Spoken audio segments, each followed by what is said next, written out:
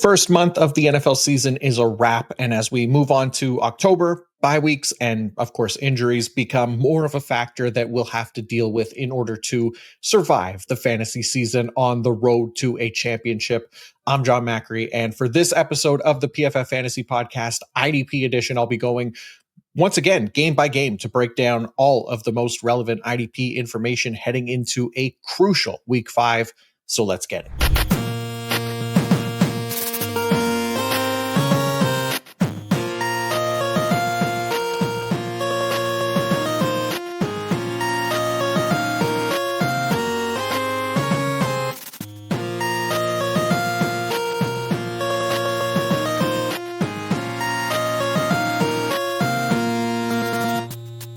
Before we get started, once again, guys, I can't thank you all enough for continuing to smash expectations in terms of, likes and hypes and views and subscribing to the YouTube channel. It means a ton to me, helps me out so much. So again, if we can, before we even get into everything here, if we can continue to kind of keep the momentum going for good juju heading into Week 5, hit the like button, subscribe, hype the channel on the YouTube mobile. All of those things help the channel, help me a ton, so that, again, I could keep bringing you all of the information that we do every single week in these videos and answer the many start-sit questions every single week. Because, again, you guys have earned my appreciation and support and deserve the best effort from me. So again, continuing to thank you guys. And if you could just keep the momentum going here, liking, subscribing, hyping the channel, all that fun stuff. I appreciate every single one of you. And again, if you want to go even further with supporting the channel, supporting me as well, you can get access to all of my written content over at pff.com with a PFF Plus subscription, which includes the IDP fantasy report, where you'll find all the snap shares for every single IDP, alignment data, man zone team coverage rates, my notes on the players, waiver targets, really everything that you could possibly need to dominate your IDP leagues. And then my weekly rankings, the wide receiver man zone coverage report, red zone report, all of that great stuff, as well as everything else here at PFF Plus. Just use the promo code PFF Fantasy Podcast 25 for 25% off a PFF subscription. Again, we're still treating this as kind of an internal competition here between the other PFF podcasts, and we are the smallest podcast on the network, but we're doing a really good job here, and I think we have a chance to get ahead in this thing. So if you guys want to support the show, if you want access to all that stuff, PFF Plus, promo code PFF Fantasy Podcast 25 for 25% off. With the sales pitch out of the way, we can get into the games. And the games start with Thursday Night Football, as usual. San Francisco, Los Angeles Rams. Those are our teams for this week. Short week, obviously, never fun with the potential for low outputs and potentially injuries and things like that. But, we continue to roll with these Thursday Night Football games, as frustrating as they can be at times. Anyways, let's start here with the San Francisco defensive line. Obviously, since the Nick Bosa injury, there's really, I don't want to say nobody. I guess the answer is it's still nobody, but it's a complicated nobody, I guess, for names to trust on the San Francisco D line. Name of my future biography, by the way, the complicated nobody. Anyways, we don't want to get off the rails too early here. The focus here is the reason that these guys are complicated is because there are at least two players in San Francisco on the D-line that could work, but right now there's not really enough there from them. So the first one is Bryce Huff, who we talked about last week because I referenced him as kind of a more boom bust type option because I wasn't convinced that he would be trusted on rundown specifically, despite the strong pass rush metrics and all that. And while he did see a tiny increase in snaps without Bosa, he still wasn't used on those early downs. So the snaps aren't there for any kind of floor, really.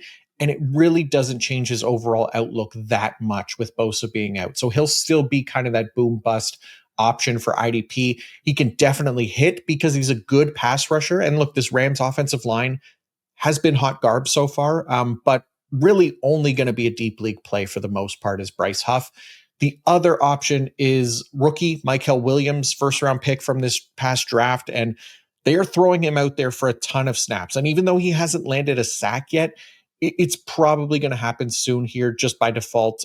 The only reason I guess I don't feel overly confident in him is the underlying pass rush metrics. They're not great right now. 56.6 pass rush grade. This was kind of the concern for him coming out, is that he didn't have this polished tool set. He wasn't this, refined pass rusher that was likely going to hit the ground running, but they're certainly treating him as if he was, going to be that, whether, due to investment or just necessity, or both. Like, he's out there a lot.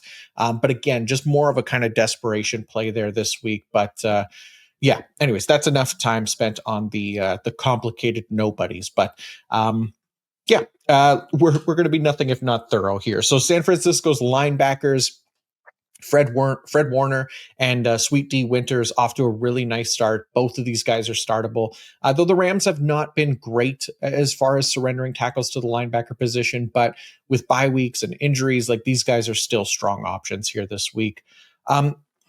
Defensive backs for San Francisco, Marcus Sigil's usage at safety has been excellent thus far. We've talked about him before on here and how much he's playing in the box. Last week, 65% of his snaps were played in the box, and he's been effective with those opportunities. Now, one thing to keep an eye out here for is if Malik Mustafa is back for this game, because there's at least a chance that he cuts into either Sigil or Jason Pinnock snaps. I don't have a great feel for which one it'll be, if any. But look, I just don't want to get hit with, a surprise drop in snaps or anything like that in favor of Mustafa. So just don't want to get burned here. If all three of these guys are active, I would probably avoid the group. If not, yeah, I think Sigil's a fine start for sure.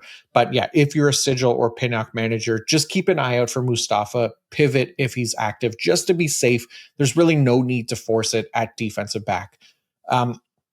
Also, if you're an Upton Stout manager, this one is one of the better matchups for his usage. The Rams are top 5 in 11 personnel, so he should get much more action this week after he was on the field for 63% of snaps last week. Not a lot. That was against the Jaguars, who actually ended up spending a below average amount of time in 11 personnel last week, about 56%. So that was interesting from Jacksonville. But that's it for San Francisco. Going to the Los Angeles Rams now. Tough matchup for Jared Verse and Byron Young this week. You got a really strong pass blocking unit there in San Francisco. Brock Purdy has been excellent at not allowing pressures to turn into sacks. Now, I don't know if Brock Purdy's actually going to be the starter. We'll see what's happening there with the injury stuff. I don't know if he's practiced much this week, so just keep an eye out for that. But even still, it's a tougher matchup here with this offensive line. Plus, again, kind of how I alluded to earlier with the short week stuff, it always kind of sucks, right? Because as far as like player output, you never love this for, on short weeks for these guys. And for this Rams defensive line as well. Like, so don't be surprised if it's not their best game, Verse and Young. That being said, like, I just personally can't bring myself to sit either one of these guys the way that they're playing right now. Verse now has a 91.5 pass rush grade, 18 pressures, 2 strip sacks on the year. Like, he looks all the way back to what we expected of him. And then Byron Young, 85.8 pass rush grade so far. He's landed a sack in every game this season. So, I mean, do you have the sand to sit them? Probably not. And that's not a challenge. I'm saying more that we kind of have to power through these situations here, right? And continue to trust that they won't let us down, even in some of the tougher matchups. So they've played so well that we can consider them more matchup proof plays. But again, short week, all that kind of stuff. Rams linebackers, Nate Landman has been fine. Probably more Nate Land boy right now with his tackle rate a little below average on the year, which we don't love in a linebacker friendly defense, meaning this Rams defense is zone heavy. So we'd like him to kind of regain his landmanhood here this week, because it's a decent matchup for linebacker tackles, right? At the very least, 49ers giving up the 6th most tackles to the position. So I'm willing to keep Landman in lineups here in week 5. And then Omar Spate's really just for deeper leagues. Rams defensive backs, Cam Curl is now the DB1 on the year. He had 2 picks last week. The guy has been kind of unreal. Like, he's literally hitting the way we expected him to hit last year. And then he ended up just letting us down so much. But better late than never, right? So continue to rock with him. Quentin Lake should still be solid. And I got a question about why Cam Kinchins wasn't included last week in the rundown, mostly because Kinchins has not been a 100% safety, and we don't need to be over investing in these guys at such a deep position. He's also playing almost exclusively deep. He did have a 10 tackle game this year. That'll end up being more of an anomaly, most likely, maybe even his best of the year. So, for the most part, we're expecting him to be 5 or 6 tackles at the most each week, and more big play dependent. So, just not all that interesting for IDP the rest of the season. Going on to Minnesota and Cleveland next. So this is another international game. Again, be sure to check the inactives early Sunday morning so that we don't get surprised with like a Jalen Warren this past week. We don't want that. Minnesota's defensive line. Let's start there. Andrew Van Ginkel's 8 snaps in week 3 now obviously were because he still wasn't healthy because he sat out week 4. Not sure if he'll be back this week, but it's at least a positive matchup for him and the defensive line if he does get back. Either way, I really like this matchup for Jonathan Grenard going against a young gentleman by the name of KT Leviston, who is expected to play left tackle. KT owns a 24.1 pass blocking grade so far this year, which ranks dead last at his position. Whatever his name is, Greenard. Meanwhile, a strong 72.4 pass rush grade. He's got 18 total pressures on the year. You're potentially getting a rookie quarterback. Actually, I think it is. Dylan Gabriel was announced as the starter this week. So looking at the pressure to sack conversion numbers on the screen there, those are not Dylan Gabriel's numbers, obviously. Those belong to Joe Flacco. Apologies for that. Yeah, I'll likely commit seppuku after this episode is done recording. But yeah, that's going to annoy me a little bit. But just keep in mind that we don't have Dylan Gabriel's pressure to sack conversion numbers right now. Really nice matchup either way for Jonathan Grenard. Dallas Turner also would be an option if Andrew Van Ginkel is out. Turner played 100% of snaps last week. And look, the pass rush metrics still need work. It's a good enough matchup if you need Dallas Turner for sure. Minnesota linebackers, still the same old here. Eric Wilson, the green dot, he's playing every down. I like him a fair bit as well this week with the Browns giving up the most tackles to opposing linebackers this season. Ivan Pace, I'll like a little more if Andrew Van Ginkel is out, though he should still be in that 70-ish% of snaps range and can have a nice day for those deeper leagues. And then Josh Metellus, his usage kind of continues to improve with Harrison Smith back in the lineup, right? He played 45% of snaps in the box last week and was able to produce kind of like we expect from him. Harrison Smith, meanwhile, only being used in sub packages through the first 2 games of the year. Theo Jackson is actually still staying on for every snap. Definitely not starting Harrison Smith because of that, who played 32% of snaps last week. So, and Theo Jackson, just a deep league option. But Cleveland is a good matchup for safeties so far, but keep that in mind if we're getting a quarterback change here as well. So these numbers could shift quite a bit. For Cleveland, their defensive line, look, Myles Garrett, he didn't get a sack last week. Doesn't matter. He'll likely get back on the board this week against a banged up Vikings offensive line. Carson Wentz as well, who is second only to JJ McCarthy for the worst pressure to sack conversion rate in the league so far this season. So yes, please continue starting Myles Garrett. Cleveland's linebackers, again, same story here as has been the case all year so far. Carson Schwessinger, such a hard name to say, man. He's your every down linebacker. Devin Bush hovering around that 75 to 80% snap range most week.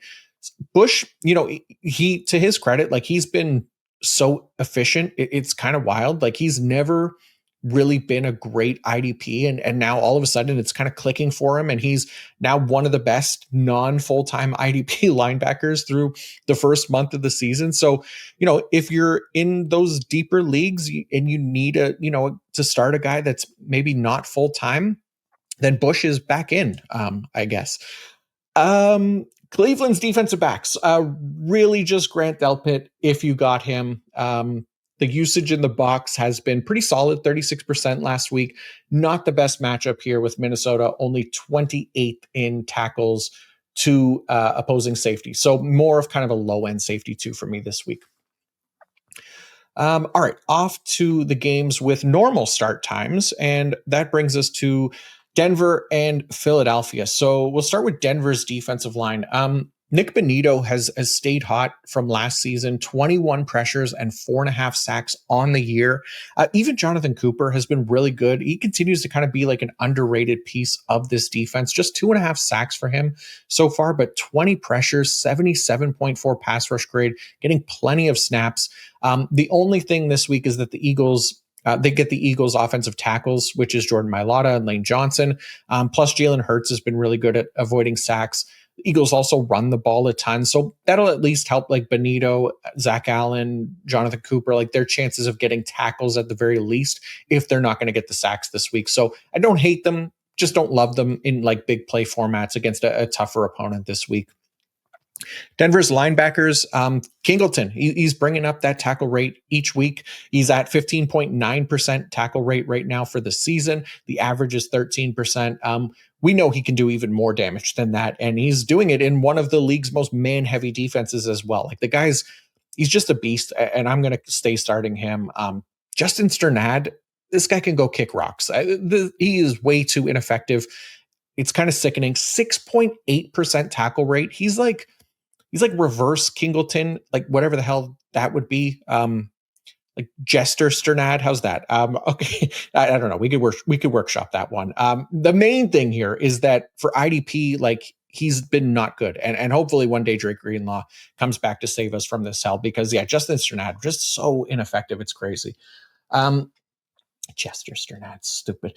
Denver defensive backs, Jaquan McMillian in the nickel. He played a season high 81% of snaps last week. That was against the Bengals, though, who are an above average team in 11 personnel. The Eagles are a below average team in that regard. So I'm not going to trust him in CB required leagues this week. Brandon Jones, Talanoa Hufanga, we can still trust them. I know they didn't do anything last week, and that's one, because Kingleton vacuumed up like 25% of the available tackles himself. And two, because the defense was only on the field for like 48 snaps, which was the lowest mark this past week. So yeah, the Eagles should keep those guys a little busier. I don't have any concerns with Brandon Jones or Talanoa Hufanga. Philadelphia's defensive line, we'll go to the Eagles now. Nolan Smith, that news came out literally as soon as I finished recording last week. So I appreciate nobody complaining about that because I did talk about him. But now the Eagles defensive line really doesn't have any super reliable options, at least on the edge. Zadarius Smith is probably the best bet right now, but he only played 50% of snaps last week. 85.6 pass rush grade, though, and a 28% win rate. Like, he still looks really good out there, and I figure they'll keep increasing his snaps at least a bit, so he could be an option. Otherwise, like DT required leagues, Jalen Carter has been kind of disappointing so far for IDP. Obviously, week one, we had the spitting incident, but still no sacks from him here. Pass rush metrics are actually fine. 77.5 pass rush grade, 11 pressures in 3 games. And the only thing now with the entire Eagles defensive line, they get a really difficult matchup against the Broncos, who are the best pass blocking unit in the league so far. And then Bo Nix, who has been one of the best quarterbacks in the league in terms of pressure to sack conversion rate. If you have a better defensive tackle option this week, I get sitting Carter. I still think he'll be fine rest of the season, but fine to give him a little break this week. Philadelphia's linebackers. So we got news today, actually, that Nakobe Dean's return from IR window has opened up. So that's something we'll have to keep an eye out for with Jihad Campbell specifically, because there's a good chance that he'll lose snaps to Dean in the lineup, when Dean gets back in the lineup, which I don't think it'll be this week, but still need to kind of keep an eye out here for the most part, right? Because Dean, they do like him. They like Jihad Campbell as well. But, Dean proved himself last year as an effective starter. Jihad Campbell, I assume they'll still find ways to get him on the field. They talked about him as a potential edge rusher as well. And they've used him in that role a little bit so far this season. So I do expect to see these guys kind of mixing a little bit, not Zach Bond so much, but Jihad Campbell and Nakobe Dean, at least for now. So if Dean's active for this game, we're probably going to bench both guys, Dean and Jihad Campbell, just to see what the usage shakes out to be.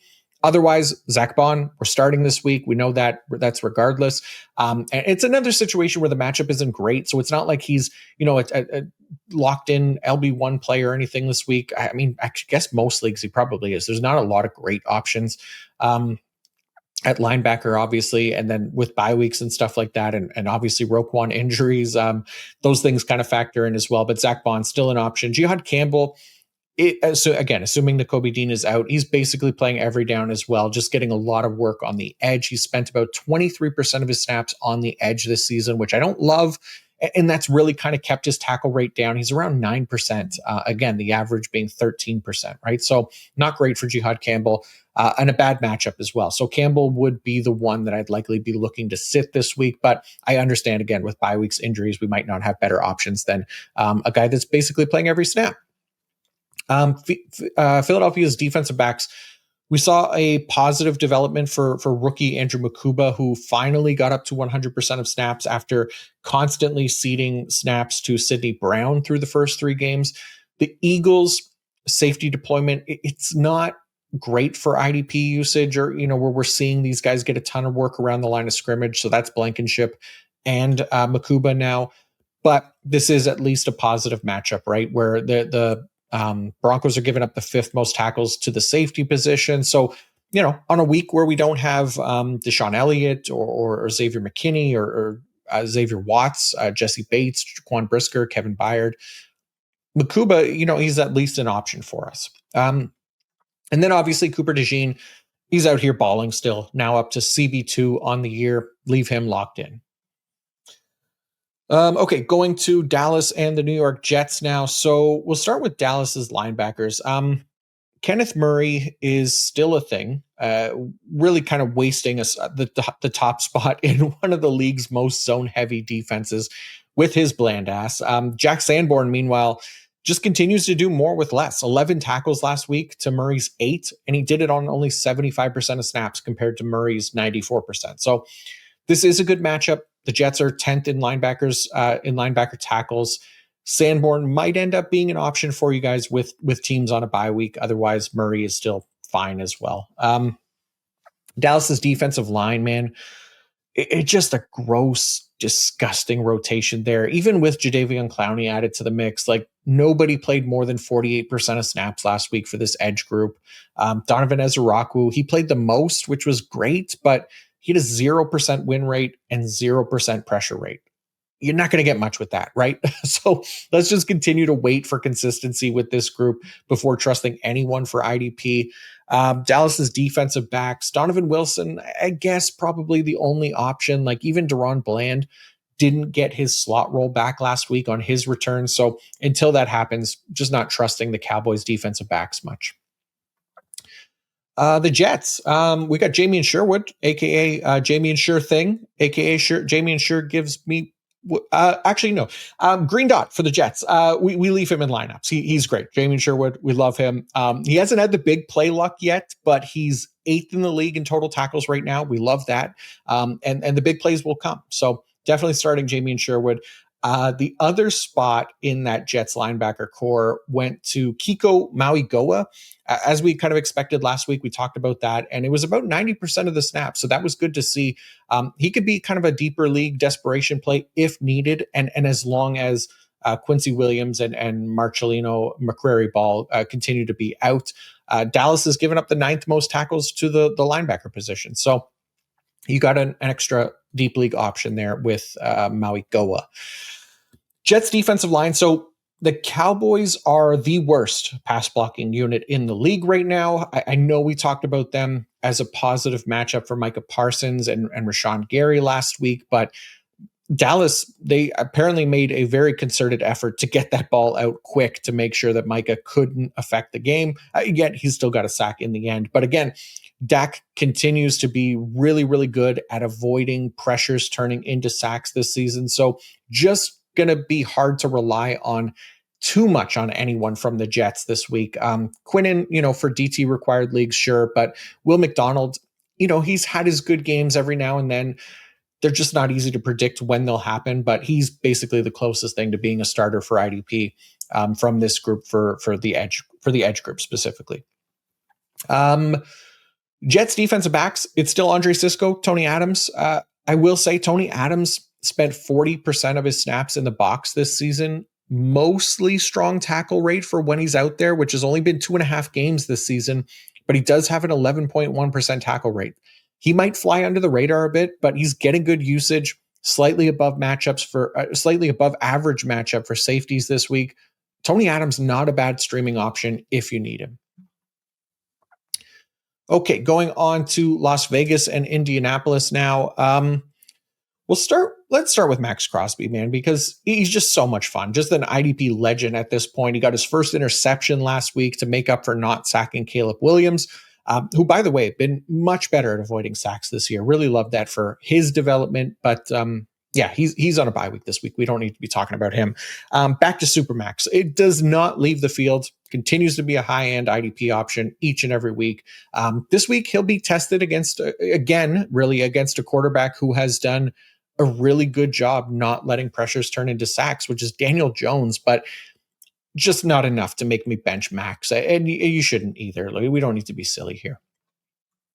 Las Vegas linebackers, Devin White's still going to be our go-to IDP option here. Full-time role, that hasn't changed. Another zone-heavy defense here with the Raiders. He's been, average relative to the position, but still playing enough in a good defense where, he can be a monster tackler on any given week. And then the other player here is we talked about Jermaine Pratt plenty of times in his role, which keeps him really just as a deep league option only. Nothing has changed there. 42% of his snaps have been played on the edge this season. For those of you who maybe are a new listener and don't know what I'm talking about, basically meaning bad for his tackle rate. And so far that has been the case. Defensive backs for the Raiders, we're looking at actually the best matchup for safety tackles so far this season, which should be good for Jeremy Chin. I know he's been a disappointment so far this season, but another case where, bye weeks may have you looking for a good matchup and decent usage around the line of scrimmage. Chin makes sense as a streamable option this week. Let's go to Indianapolis, and we'll start with Laiatu Latu, who we talked about last week because I really wanted to defend the poor bastard for not having a sack yet, despite looking really, really good out there in the 2 games for him prior. I know there were a lot of Colts fans specifically that I saw on Twitter interacting with my tweet about him and complaining that he's been bad. Let me tell you, there are plenty of non-ball knowers out there. And if you trusted the process with Latu, you got the sack last week, and just an overall really strong game for IDP. He's not going to get a sack every week, but he's a damn fine option for the position and continues to look really good in year 2 so far. He had 9 total pressures last week. He looked dominant. So we'll see if he can keep it going this week against yes, I will take a Sack Smith because Geno Smith at least top 10 in the league in pressure to sack conversion rate on the wrong end of that is. And then DeForest Buckner is another one. Surprisingly, no sacks from him yet, but just remains a strong defensive tackle required option for IDP with playing time and tackle numbers. And once those sacks do start to come, they're going to hit like crack for those that continue to lock him into your IDP lineups. Linebackers, it's still just Zaire Franklin here. The rest are a complete mess. Jalen Carleys is technically eligible to return this week. Not sure if he will, but hopefully. Otherwise, it's still just Zaire Franklin as kind of a fine option in a below average matchup for linebacker tackles this week. Nick Cross smashed last week. No reason to be sitting him given the usage. Cam Bynum remains more of kind of that big play dependent option. I'd be fine sitting him if you have better options. He was fine last week, but again, nearly 80% of his snaps are spent deep. Just going to be a lot of inconsistency there. And Mike Hilton did in fact play for Kenny Moore like we thought he would last week. He ended up playing a pretty hefty 77% of snaps. The Raiders are a top 10 team in 11 personnel. He might get a strong workload again this week in what's been a pretty good matchup for cornerback tackles. If you need the streaming help, Mike Hilton could make sense for you. Okay, Houston and Baltimore. We'll start with the Houston defensive line. I just really just going to continue to say start Danielle Hunter and Will Anderson every single week. We're not sitting these guys. There's just too much upside here. Not even any analysis really needed with them. The only thing to add, I guess, is that Lamar Jackson is not playing for this one. So it'll be Cooper Rush, I guess. Yeah, not great for the Ravens, but hey, Danielle Hunter and Will Anderson don't have to chase Lamar Jackson at least. Houston's linebackers, the Ravens tackle numbers. Um, Keeping this in mind here as I kind of look at the screen, they're based on the offense with Lamar Jackson, which was surprisingly bad for our IDP tackle production so far. Surprisingly, we'll see if that changes at all. But I'm still fine starting Azeez Al-Shaair this week. Meanwhile, that second linebacker spot should probably be avoided right now for the Texans because our guy Hanky Two Toes, he got demoted last week. He went from playing 70% of the snaps in the first half last week to just 25% in the second half, while EJ Speed snaps rose to 90% in the second half. So EJ Speed, worth a speculative ad here at the very least. But remembering last week that we actually saw teams snap right back to what they were doing in previous weeks, despite very similar apparent demotions. I'm thinking about Pittsburgh and Tennessee specifically, like they were kind of unreliable in their info. So maybe that ends up being the case in Houston as well. But it is enough for us, I think, to play it safe with To'o To'o. I'll avoid, the player the following week after seeing usage like that 10 times out of 10, right? Because way more often than not, it'll be the right move, and ignoring it will lead to, absolute shit if we just continue to plug them in, right? Like if he's going to play 25% of snaps, do you really want to start that guy? No, right? So we'll just keep an eye on it and see how it looks this week. But just Azeez Al-Shaair for me this week in Houston. Houston's defensive backs, Jalen Petrie, pretty much it. Kalen Bullock is still a starter there, and MJ Stewart also got a nice bump to like 90% after they released CJ Gardner-Johnson. But a bad matchup here where I don't know if I want to trust them this week. There are probably better streaming options out there. On Baltimore, we lost Roquan for a few weeks here. Yeah, man, the injury Grim Reaper continues to take aim at our top fantasy options, which is really frustrating. But we'll see Teddy Buchanan probably play a full-time role. He should definitely be an ad now. Trenton Simpson would get snaps again, unlikely to be in a full-time role. There was a bit of weirdness that I should at least cover from last week as well, where Buchanan, he didn't play at all in the fourth quarter. I didn't see any injury related news there. And it's not like the team rested all of their starters either, because Kyle Hamilton and Malachi Starks, they both played the entire fourth quarter in that blowout. So that's not giving me, I don't know. It's got me giving the Ravens at least like a little bit of side eye heading into this week, right? But probably nothing. We'll see, because they might not have a choice here, obviously with Roquan Smith out, but Teddy Buchanan should be solid. Baltimore's defensive backs, Marlon Humphrey got hurt. So that might take out at least one CB required option for us this week. Kyle Hamilton, Malachi Starks values or outlooks, they really don't change much here this week. Both are startable. And obviously Hamilton's still a top tier option as well. Baltimore's defensive line, though, Nnamdi Madubuike done for the year now with the neck injury. So the edges are really the only ones of interest, but it's not like they're super exciting. It's just a better matchup. Mike Green, who obviously is the rookie, he's been getting decent run in place of Kyle Van Noy over even Odafe Owe. The problem is that Green hasn't looked so good that we, have to trust him just yet. Really just a desperation play since it is a positive matchup. But Tavius Robinson also an option since he's playing more than anybody. So he's finding a good matchup if you really need to take a shot here as well against CJ Stroud and that Texans offensive line.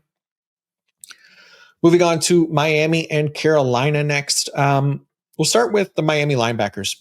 Jordan Brooks, Tyrell Dodson have been tackle monsters this year, and they continue to have something against me specifically, it feels like, because like I mentioned last week, I got Dodson in like so many leagues. And then this past week, goddamn Jordan Brooks just decided to get all the tackles, cost me a matchup by 1 effing point. Shout out Tyler and his stupid team. But man, that was crazy. So yeah, Miami linebackers, they hate me, but I can't hate them because they are crushing it for IDP and should remain locked into IDP lineups. Miami's defensive line, I want to shout out Jalen Phillips, and I don't want to jinx him here either, because we've lost him to season-ending injuries in back-to-back years, and I feel like if the wind blows too hard in his direction, I'm afraid we'll lose him again. So I'll try not to blow him. try not to pump up his tires too much. That being said, being the team's being the leading team leader in edge snaps and pass rush grade as well, by the way, and pressures. He's been so much better than Bradley Chubb.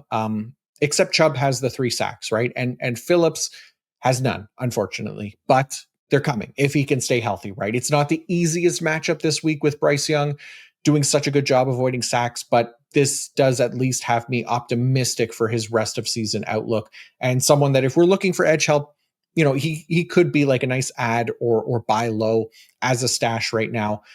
I know your eyes are rolling because we've seen it before with him, but maybe this year, right? Maybe who the F knows. Yes, I was trying to say pump up his tires after talking about the wind blowing.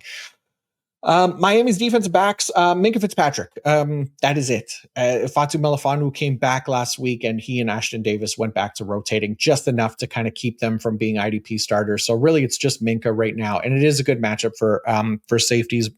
Carolina giving up the second most tackles to the safety position, so really like Minkah Fitzpatrick this week. On Carolina, look, Miami's offensive line is poo, but is there anybody that we can trust in Carolina? No, not really, right? Like, it was nice to see Nick Scorton getting a lot of work, but he needs it right now because he's not been very effective. So just kind of continuing to observe from afar, I guess, for IDP, because these guys have just not been very effective. At linebacker for Carolina, man, Christian Rose Bust has been pretty ineffective as well this season. He's playing an every down role in his own heavy defense, and he's decided to be an outlier and come in below average in terms of efficiency. But obviously, still plenty of time to turn that around for him. But it's just it's enough that he's kind of on the low end, I guess, of 100% linebackers. Plus, it's a poor matchup this week. So, just treating Christian Roseboom as you will here, but on the lower end of LB, or I guess full-time linebackers. Carolina defensive backs, it was a quiet week for Trayvon Merrick last week. It happens. The usage is still as good as it gets with Merrick. We can continue treating him as kind of a top-end safety option for IDP. Going on to the Giants and the New Orleans Saints now. So let's start with the Giants defensive line, because look, Brian Burns, we're not going to, I'm not going to tell you to start him. Obviously, you are starting him already. He's been the clear star for this Giants defensive line so far this season. He's locked into IDP lineups for us. But Abdul Carter becomes really interesting because he's showing, I think, enough potential that we could probably start to trust him in lineups as needed and where it makes sense. Like, he's now played 3 straight games with an average of 76% of the snaps. That's an ideal mark for our edge rushers. And then he only has a half sack so far this season, but the underlying pass rush metrics point to a player who, for me, like, is on the cusp of getting home more often here, like sooner rather than later. He owns an 84.6 pass rush grade. That's a top 15 mark for the position. 19 total pressures. That's top 12 for the position. Favorable matchup here against the Saints. And again, several pass rushers on a bye this week, like Micah Parsons, TJ Watt, Rashawn Gary. So Carter could be one of the names to trust here in week 5 to fill that void as a potential streaming option. Just somebody to consider. And then Dexter Lawrence, still without a sack, but he did get a pick last week to make up for that. The sacks will come for him as well, continuing to start him in DT required formats. Giants linebackers, quiet week from Bobby O in week 4. Not a big deal. Still played 100% of snaps. Definitely still starter for us in IDP. Darius Moaso, he came back last week. He's really only an option in like the deepest of leagues. He only played 50% of snaps. So for the most part, nobody's going to be starting Darius Moaso. Giants defensive backs. So Javon Holland got banged up last week. So we'll see if he's healthy and good to go for this game. Otherwise, Dane Belton should play a full-time role. And then Tyler Nubin continues to kind of disappoint us IDP managers who believed in him heading into this year. He did play 30% of his snaps in the box last week. It was a slight improvement from the week before, but still not what we're hoping for with him. So just kind of continues to be like a fringe DB2, DB3 type for the most part. Drew Phillips, also like another Giants DB we really liked coming into this year. I had him as like CB3 in the rankings behind only Cooper DeJean and unfortunately Kyler Gordon, who has yet to see the field. But Phillips has been crushing it as expected. The Saints play a top 10 rate of 11 personnel, so should get a better snap share than his 76% of snaps last week for Phillips, and just kind of help him deliver once again. New Orleans linebackers. Demario Davis, he had a fine week 4 game. Not exactly what we were hoping from him, but still a really solid LB2 option heading into this week with the Saints. Again, playing a top 10 rate of zone coverage, and Davis is being really the prime beneficiary of that as the only full-time linebacker on the team, because Pete Werner, his snaps kind of continue to fluctuate, only 70% this past week. So that is always going to kind of make him hard to trust as, anything more than like an LB3 type each week. And that's the same thing for him this week. So yeah, Saints defensive line. Carl Granderson got another sack last week. He's now at 4.5 on the year. The pass rush metrics are still kind of mid, but playing time, tackleability, and that expected positive sack regression that we talked about a lot in the offseason are kind of the holy trio that we need for our IDP defensive linemen. So we'll keep starting him for the most part. Jackson Dart at quarterback allowed a very high 45.5% pressure to sack conversion rate last week in his first start. We'll hope that keeps going here for Granderson's sake. And then the Saints defensive backs. Justin Reed has kind of been like a disgraziad for our box heavy safeties. 35% of his snaps in the box this year, just a 7.8% tackle rate, sitting at like DB 88 on the year. Yeah, shame on him. We can find better options. Potentially rookie Jonas Sanker, who, in my opinion, should be getting the box role over Justin Reed. That was an area where he thrived in college, and what I really liked about his IDP potential heading into this season. But Sanker still doing fine for IDP so far. Got the pick last week. That helped, but I would like to see him get more work in the box. Just 24% last week compared to Reed's 46%. Just coaching malpractice, in my opinion. Let's let Sanker cook here, Staley. And then Alontae Taylor, really like this matchup for him. Giants playing top 10 rate of 11 personnel, and he's the primary slot and 100% snap player. Before we keep going, I want to let you all know that this episode is brought to you by Fabric by Gerber Life. Parenting is filled with high-pressure decisions, and it can be difficult to tell if we've made the right choice for our kids' future. But here's a simple decision that you can make today that could have a meaningful impact on your kids' future. Opening a UGMA kids investment account with Fabric to start their investment journey early and give them a financial head start. Fabric by Gerber Life was designed by parents for parents to make it easy to plan for and manage your family's financial path. With a kids investment account from Fabric, you could start investing in your child's future today.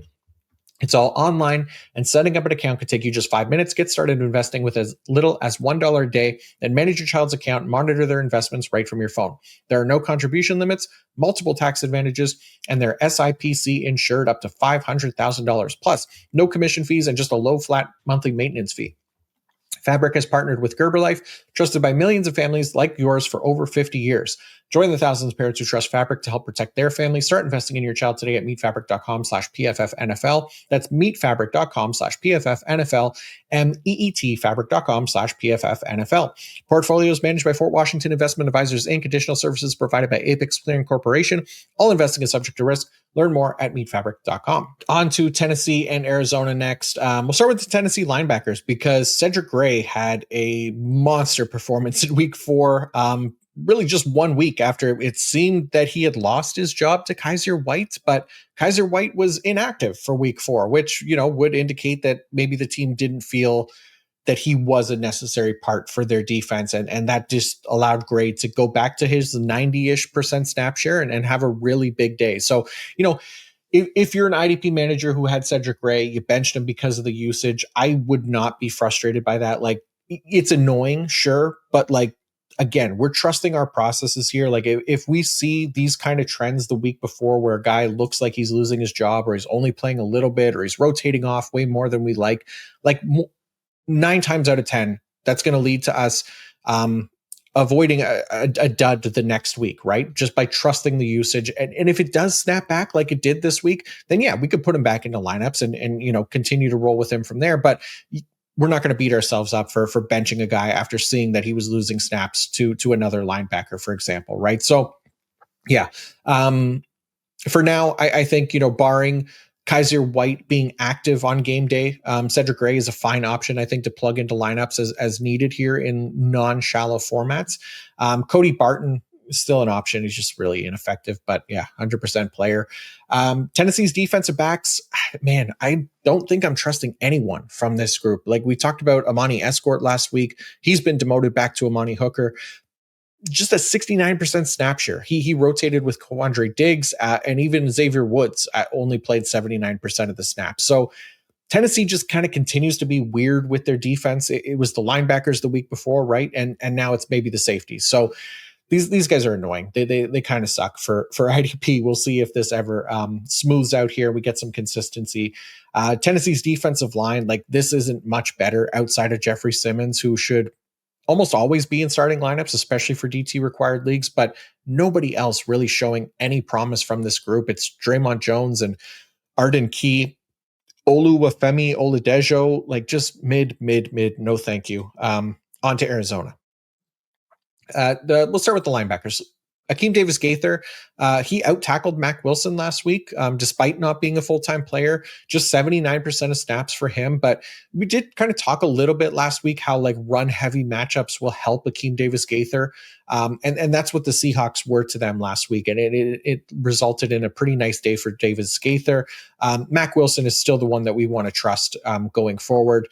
The only thing is the Titans have been a horrendous matchup for our linebackers because that offense is an abomination right now. They are dead last in tackles per game to the linebacker position. Like Cam Ward said, they ass. So yeah, might not have better options than a 100% snap linebacker like Mac Wilson. So we could push through here. Otherwise, yeah, we're mostly avoiding if we can. Arizona's defensive line. This is, the one area, I guess, where Tennessee has been kind to opposing IDPs is with the pass rushers. Cam Ward has taken the most sacks in the league, and that offensive line is not good at all. So Josh Sweat, still not playing a ton, but he's kind of been the clear best player along that Carolina defensive line. He's got a sack in 3 straight games, Josh Sweat. Solid 79.2 pass rush grade, 14 total pressures. Ideally, we'll see him get more work on rundowns to kind of boost that floor a little more, but fine treating him as like a streaming option this week. And then Arizona's defensive backs. Tennessee actually surprisingly has been kind to opposing safeties. They're giving up the 4th most tackles there.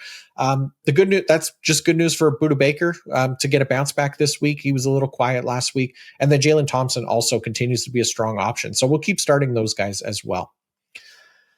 Tampa Bay and Seattle is up next. So Tampa Bay linebackers, let's start there. Last time that I referenced Lavonte David's concerning inefficiency as a tackler, I kind of reverse jinxed it, right? And he was awesome that week. So maybe we'll do the same thing here because I'm going to talk about it again. It just kind of continues to be a concern, right? It's holding him back at the moment, like outside of that 1 week. I think it was week 3. He's managed just a 9.3% tackle rate so far this year.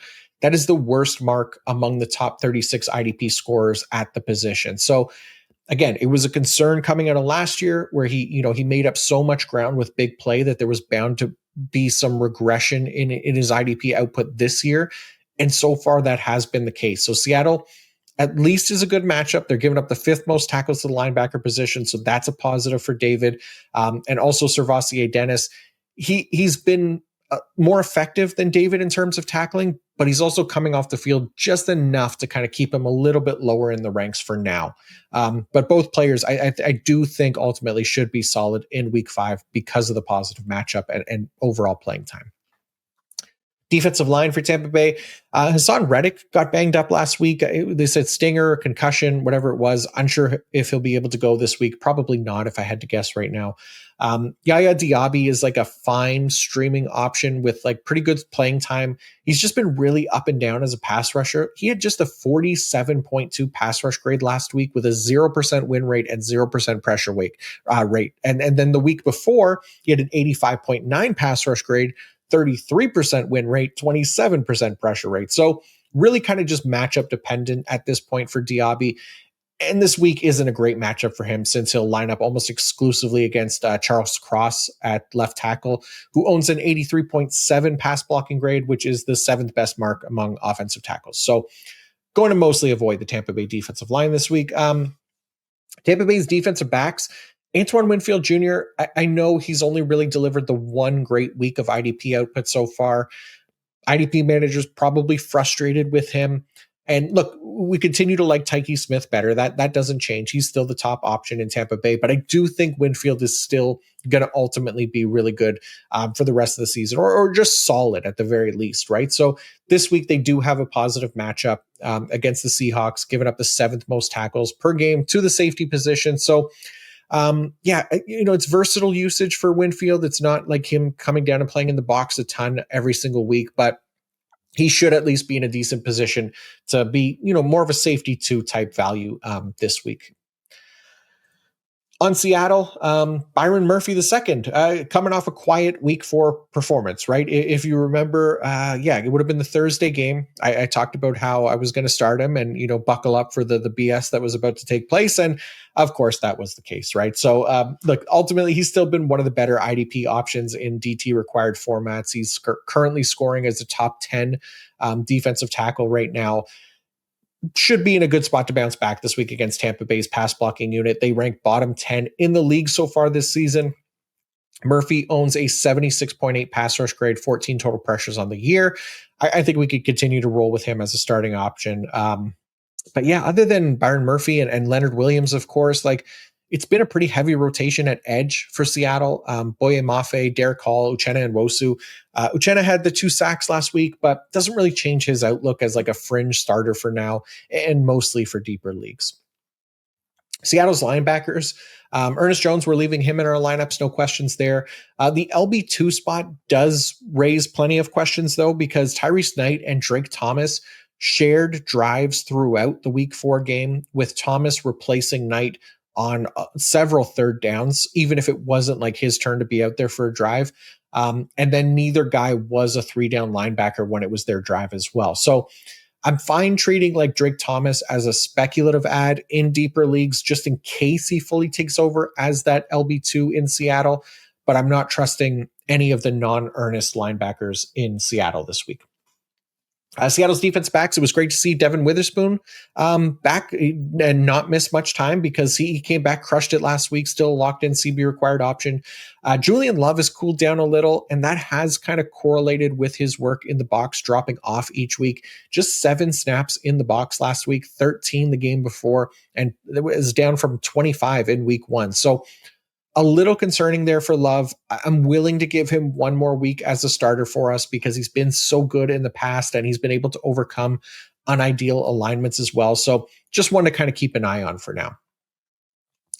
Going to the Washington Commanders and the Los Angeles Chargers next. Let's start with Washington's defensive back. So Jeremy Reeves, we talked about him as a waiver target last week with Will Harris landing on injured reserve. He ended up having a pretty good IDP performance, 8 total tackles in week 4. And even though he only played 89% of snaps, 50% of them were spent in the box. So as much as we like that true every down role, getting that much work in the box is going to make him a startable IDP option going forward. So like that for Jeremy Reeves. We loved Mike Sanders still last week. We talked about that matchup. He delivered for us. I don't like him as much this week against the Chargers, who are well below average in terms of 11 personnel, less available slot snaps for him, and are likely, less total snaps as a result. Washington's linebackers, Frankie Louvu hit on his big play potential last week. That's great. Again, it doesn't change anything for his rest of season outlook. As long as that usage remains the same, he's going to be that kind of boom bust starting linebacker option for us to use only in case of emergency, right? And then obviously we start Bobby Wagner. Washington's defensive line. So the Chargers offensive line is just getting worse each week, mostly due to injuries. This has become a really nice pass rush matchup, since poor Justin Herbert, he can only handle so much pressure. He has 69 pressure dropbacks on the year so far. That is the second most in the league, behind only Joe Flacco in Cleveland, who is no longer a starter. So, Dorrance Armstrong has been a solid streaming option for us so far. He should be again this week. Same with Daron Payne in DT required leagues. For the Chargers, let's start with the discovery of new math, we'll call it, because we learned that 2 Lee plus 2 Lee Pelotu equals 4 sacks. Yes, thank you. Just a massive performance from Tuli in week 4. I mean, we literally talked about how his playing time, pass rush metrics, all of that should have earned him better results in the sack column going into last week. And holy hell, did he deliver? Now, nobody was expecting 4 sacks, and we're probably never going to get 4 sacks from him again in a game this season. But same as last week, he kind of remains the lone startable option here for the Chargers defensive line, at least until Khalil Mack rejoins him, because playing time, pass rush metrics, and now the production are all in a good enough place that we can use him as needed. Chargers linebackers, Diane Henley, still the guy we want in our lineups every week. Troy Dye had a great game last week, and his snap share has at least started to increase some. He got up to 86% of snaps this week, or this past week, I guess it was. Yeah, if he's going to stay around that percentage, then on weeks like this with 4 teams on a bye, then Troy Dye can absolutely be in play here for deeper leagues. Defensive backs for the Chargers, Derwin James continues to crush it. That's all I'll say out there to avoid, Derwin Stan label even more. Just going to continue to start him every single week. The rest of the Chargers safeties, though, oh my God. They were in a gross rotation last week between Alohi Gilman, Tony Jefferson, Elijah Molden, all kind of mixing and matching. Neither guy playing more than 65% of the snaps. So yeah, Tarheep still is really the only defensive back option outside of Derwin, obviously worth starting here. He's playing that nickel role, but also staying on for every snap. And Washington is at least an above average offense in terms of deploying 11 personnel. Okay, Detroit and Cincinnati next. Yeah, let's start with the Detroit defensive line. Oh, sweet Aiden Hutchinson, man. What a gift it has been to have this man back healthy because, just please stay that way. Otherwise, I may retire forever because I won't be able to take another injury here. He has looked like that defensive player of the year form again. He's 3rd in the league in pass rush grade right now and 3rd in total pressures as well. He had 2 sacks last week. One was a strip sack. He had a 3rd one as well, but it was called back to due to a Brian Branch defensive holding. So Brian Branch is dead to me. No, but look, that sucked, but he was still awesome. And we're just going to leave him locked into lineups every single week. It's funny. Josh Raymer of the, actually, it's not funny. I didn't laugh at all. But Josh Raymer of the IDP show, I think he was trying to ruin my week this week by sending me one of the most offensive pieces of Hutch analysis for IDP I might have ever seen. Not from him, but from some random chooch. And all I'll say about it is that I guess we have to be careful where we get our IDP information from, folks. It could be dangerous on those streets. So stick with me, stick with the guys at the IDP show. We'll set you right. But dear Lord, there is some bad advice being given out. Almost caused me to have a mental breakdown. But I don't want you guys falling into the trap of taking, just any old free advice on Twitter. There's a reason you subscribe to the good stuff, right? So that's the last I'll address it. And if you saw it, otherwise it's good that you avoided it and just keep avoiding it. So start Hutch every damn week for IDP. And now he gets Jake Browning and the Bengals offensive line. Hell yeah.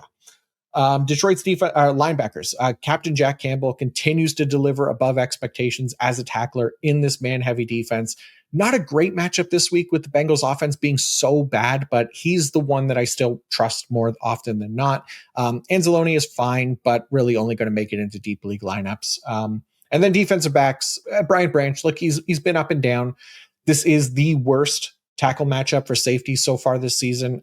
I have a hard time sitting Branch, but there's at least a few safeties that I'll like over him this week, given the matchup. In Cincinnati, we'll start with their linebackers because we talked about the rotation shenanigans heading into last week with Logan Wilson. And while last week's game, it did start okay, he was 100% of snaps in the first half. Once the game got out of hand again, we saw that kind of rotation kick back in where he was on the field, off the field a little bit. So Al Golden obviously showing some willingness to shake things up here. This isn't good for Wilson because I don't expect the Bengals to be great, especially their defense. So if they keep getting blown out, we can probably expect to see more of this, unfortunately. That being said, we'll hope for a closer game this week. The matchup is really good for linebackers, but I have Wilson as like an LB3 this week just because there are too many red flags right now. Cincinnati's defensive line, it's still Trey Hendrickson. I know he had a quiet game the last 2 weeks, and we did warn about regression with him coming into the year, but I think as long as it doesn't get too bad for Hendo, we're mostly going to be starting him, especially without, the Green Bay and the Pittsburgh edges available this week and injuries piling up, all that kind of stuff. So it's going to be hard to have better edge options this week than Trey Hendrickson. Cincinnati's defensive backs, Dax Hill, we talked up him last week quite a bit, and he continues to be really good for CB required leagues. Still expect just more of the same from him, so continue to fire him up. Jordan Battle and Geno Stone both had good IDP games last week, and both getting used kind of interchangeably around the line of scrimmage as well. So they're fine, with either guy there if you want to start them. I still prefer Battle by a fair margin, but again, Stone can at least be like a bye week fill-in. All right, Sunday Night Football, New England, Patriots, Buffalo, Bills. Start with New England and their defensive line. Harold Landry, really strong start to the season, mostly due to high-end playing time, right? We've talked about that before, and he's been productive by default, but the pass rush metrics are always kind of the concern with him, and they do end up holding him back a little bit in tougher matchups like this one against Buffalo, right? The good news is that Landry, while the overall matchup isn't great, with the Bills ranking top 5 in pass blocking grade, and then obviously Josh Allen as well doing a nice job not allowing pressures to turn into sacks, Landry is going to mostly face off against a very inexperienced right tackle, Ryan Van DeMark, or Von DeMark. I don't know. Von DeMark. He's a 2022 UDFA who, anytime he's had to step in as a starter, it has not gone well. Last week in his first start for 2025, he allowed 3 total pressures and a sack against the New Orleans Saints. So Landry's chances at least are, above average as far as, or at least better to get in the sack column this week. So since he's going to line up against Vandermark or Art Vandelay or whoever, the right tackle for the Patriots there. All right, New England defense backs. Kyle Duggar might have his starting job back, at least for the short term. Jalen Hawkins currently dealing with a hamstring injury. We're expecting him to miss some time. So we know Duggar's been an IDP asset for us in the past. He'll have the chance to do that again this week. And when he took over for Jalen Hawkins last week, Duggar ended up playing 54% of his snaps in the box. So if that trend continues this week, should be one of the better bye week or injury fill-ins, at least for week 5. And then New England's linebackers, it is a hot mess outside of Robert Spillane right now. He's still the only full-time option for us and the only one worth trusting. He didn't play 100% last week, but that was because of garbage time. He'll play 100% this week. The other linebackers in New England, I don't think we could trust them right now. Jack Gibbons, Christian Ellis, they rotated quite a bit. Plus, they might be getting Jelani Tavai back here soon. So just avoid that group outside of Spillane for now. For Buffalo, we'll see if Matt Milano is back for their linebackers. Otherwise, it's Dorian Williams again in that kind of non-full-time role for Buffalo. It's a great matchup. The Patriots giving up the 6th most tackles to the linebacker position. So Terrell Bernard becomes more interesting at least this week, and a top 20 play at linebacker for me. Defensive line for the Bills, Joey Bosa has been playing great. He got a sack last week as well. The pass rush metrics are excellent, 92.5 pass rush grade on the year. The playing time is also excellent. He's averaging 72% of the snaps right now. That's the highest it's been for him since 2021. So good matchup this week with Drake May taking sacks at a pretty high rate. We're still waiting on Joey's first ever career batted pass, which is just a funny little stat that surprises me. But the playing time, the pass rush numbers, like he should be a starter for us in most IDP formats at this point. I also still really like Greg Rousseau. I know he started slow, but really think he'll turn it around here soon. I'm kind of fine waiting on him and not necessarily starting him, but I do think he's better than his stats have shown. DBs for Buffalo, not a great matchup for the Buffalo safeties or the corners. It's mostly going to be Cole Bishop in consideration for me this week. Final game of the week. It is Monday Night Football, Kansas City Chiefs and the Jacksonville Jaguars. So we'll start with Kansas City. Nick Bolton, their linebackers. Bolton's still the full-time guy. He's still in our lineups. Drew Tranquil, it's just too much fluctuation with him in his production and the playing time to be anything more than like a deep league option. Kansas City's defensive backs, another nice matchup for Chamari Connor. I know he didn't have a huge game in week 4, but again, usage, playing time, they're all there. Now he gets a much better matchup as well. So continue treating him as an IDP starter. Kansas City's defensive line. Jacksonville has been a tough matchup for pass rushers so far. Their offensive line is third in pass blocking grade. Trevor Lawrence is one of the best quarterbacks in the league at avoiding sacks. Like, as much as the rest of this offense has been in shambles at times, this is kind of what gives me hope that they'll continue to improve, because they're set up really nicely protecting against the rush. So Chris Jones, George Karlaftis, they might have a difficult time this week. I still don't mind them, but at least a chance that you have some better options this week. And finally, Jacksonville, we'll start with their linebackers. Devin Lloyd has steadily increased his playing time this season. We started at just a 34% snap share in week 1. He brought that all the way up to 94% in week 4. So it's really, I think the strong play is being the clear reason for him getting more opportunities. He's the second highest graded linebacker on the year right now with a 91.0 behind only Fred Warner. And look, if there's anything that people will never dispute, it's PFF grades, right? But but Devin Lloyd, to his credit, has just played really well, and the coaching staff is recognizing that, and they're giving him more playing time. So if you're in need here for like a good bye week fill-in, he can potentially be one of the better available options this week. And that snap share should remain high enough to at least return some solid production for us. And then we'll keep an eye on Foye Oluokun as well. I think he got banged up a little last week and had to come off a few times during that game. But if he's good to go, then we're starting him even in a not so great matchup. Jacksonville's defensive line. Trayvon Walker suffered a wrist injury. That's likely going to cause him some missed time. So Eric Armstead, he should get increased playing time if you're really desperate. Otherwise, we kind of continue to trust the process here with Josh Hines-Allen. 80.9 pass rush grade, 23 total pressures, which is tied with Aiden Hutchinson. It's one more than Myles Garrett, surprisingly, and 3 more than Brian Burns. So, the sacks still come for him, but I understand that this, it can be frustrating to wait it out, right? Like, if you have him, just let me know who your other options are, I guess. I'm likely still going to trust Josh Hines-Allen, but at least a chance that you'll have some good ones that we can start in the meantime, since it's not a great matchup here against the Chiefs and Mahomes. And then defensive backs for the Jaguars. Andrew Wingard, a fine starting safety option, but that's about it for that position. Jordan Lewis has been kind of the real star here, right? Even more so than Travis Hunter. But we talked about Lewis back in week 1 as kind of a great option, and he continues to prove us right here, keeping him locked in for CB required leagues. Travis Hunter is definitely getting harder to trust, right? Just a handful of snaps on defense last week, only 69% of routes on offense. Liam Cohen and company, they aren't trying super hard to get him involved. So he's just not lived up to that Lisan Al-Gaib prophecy that we'd hoped for, but still plenty of time to kind of figure this out. But for now, at least, he's no longer kind of that must start option until we see a turnaround here. What we're looking for is full-time on offense and actually getting targets. That's it, right? Is that too much to ask? I don't know. We'll find out. But anyways, that's a wrap on the week 5 preview. Thank you all so much again for tuning in. And again, if I did miss anything, check the IDP fantasy report. I'll attach that in the comments as per usual. All the snap counts, alignment data, notes, waiver targets, all that stuff you need is all in that article. Use the promo code PFF Fantasy Podcast 25 to get 25% off a PFF Plus subscription. Then you're all good to go there.